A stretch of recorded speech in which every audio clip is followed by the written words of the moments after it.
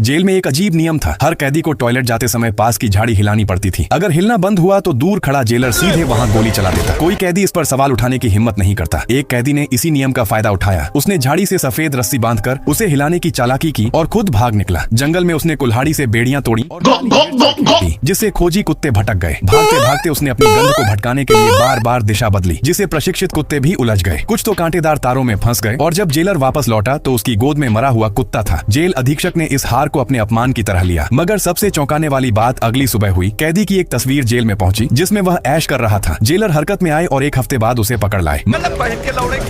था। जेलर ने उसे सबके सामने प्रताड़ित करने का फैसला किया। पहले एक गहरा गड्ढा खुदवाया, फिर उसे भरने का हुक्म दिया। ये साफ था कि ये उसकी सजा थी। थका मांदा कैदी चुपचाप सब करता रहा। फिर एक जेलर आया और पूछा कि गड्ढा कहाँ गया, और जब जवाब नहीं मिला तो उसे जमीन पर पटक दिया। पर यह सब कैदी की चाल थी। जल्द ही वह कमजोर, आज्ञाकारी, बाहर के श्रम में वह खुद को निरीह दिखाने लगा, जबकि असल में वह बड़ी योजना बना रहा था। मौका मिलते ही उसने जेल की ट्रक चुरा ली और भाग निकला। एक और कैदी भी उसके साथ हो लिया। जब तक जेलर पीछा करते उसने ट्रक की चाबी निकाल ली थी। सुरक्षा के लिए दोनों अलग हो गए, मगर भागे हुए कैदी को पकड़ लिया गया और उसने कैदी की लोकेशन बता दी। जल्द ही पुलिस ने चर्च घेर लिया जहाँ कैदी छिपा था। उसने हार मान ली और खिड़की से बाहर देखा, लेकिन जेलर ने कोई दया नहीं दिखाई। आदेश हुआ, गोली मार दो।